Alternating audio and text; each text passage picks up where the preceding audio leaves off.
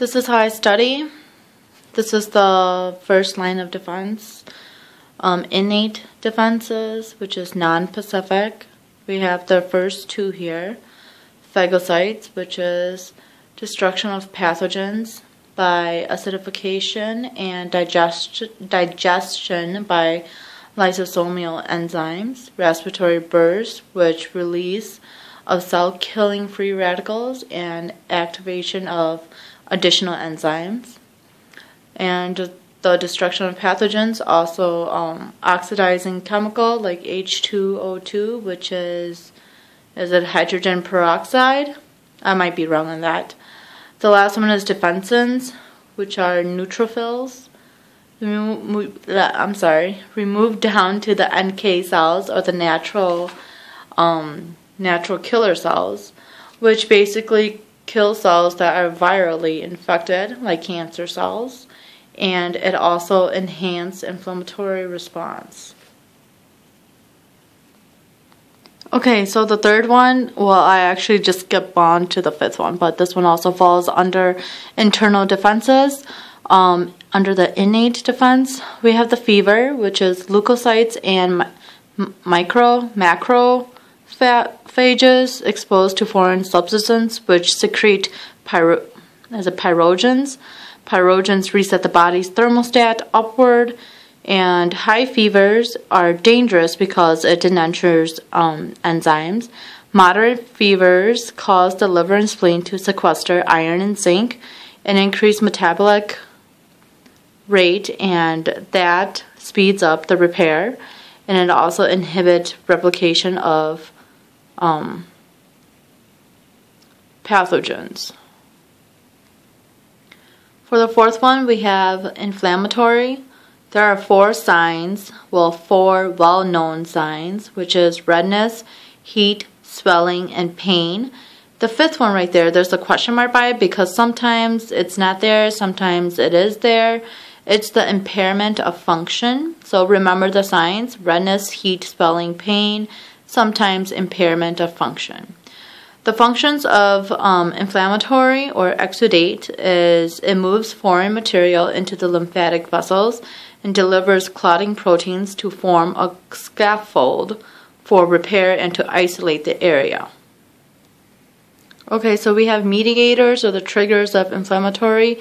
We have histamine, which is capillary becomes leaky, like the runny nose is histamine. Blood proteins and kinins, prostaglandins or PGs, leukotrientins, and complement. Now the PGs and leukotrientins both trigger pain and inflammation. The results is vasodilation and an increase in vascular permeability. Dilation of arterioles equals hyperemia. An increase in permeability of local capillaries, and edema, which is the leakage of exudate, and exudate contains proteins, clotting factors, and antibodies. Okay, so this is the last part of inflammation. This is called the phagocyte mobilization. Neutrophils, then phagocytes, flood to the inflamed sites. Step 1 is the leukocytosis, which is release of neutrophils from the bone marrow in response to leukocytosis inducing factors from injured cells. And then we go to step 2, margination. Neutrophils cling to the walls of capillaries in the inflamed area, as you can see. Then we go to step 3, diapetes of neutrophils. Neutrophils flatten here and squeeze out of the capillaries. And as you can see, the capillary wall there, the basement of membrane is right there. So it basically squeezes out of the capillary wall, and then it goes to step 4, which is chemotaxis. Inflammatory chemicals or promote positive chemotaxis of neutrophils. Alright? Okay, so the last one of the innate defenses, internal defenses, is the antimicrobial proteins. We are going to be talking about interferons here, produced by the host cells that's infected with the virus, and it can hinder the ability of virus to reproduce in near adjacent cells. So remember for interferons that the host is already infected with the virus, okay, and then the cell, basically, the infected cell basically hinders the ability of the virus to reproduce in the near adjacent cells. That limits the spread of the virus, okay? And then the second one is complement, which includes about 20 blood proteins and is the major mechanism for destroying foreign substances. All right, and we have the three results of complement. Opsonization, which coats pathogen surfaces, which equals increase in phagocytes.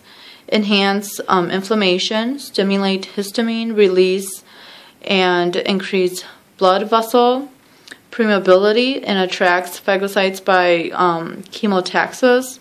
Of course, the last one is MAC, or membrane attack complex. It's an insertion of MAC, which is basically a hole in a cell, and cell lysis, which breaks. So MAC is basically a cell that has a hole in it, and then sodium goes into it, H2O follows sodium, and the cell grows and bursts.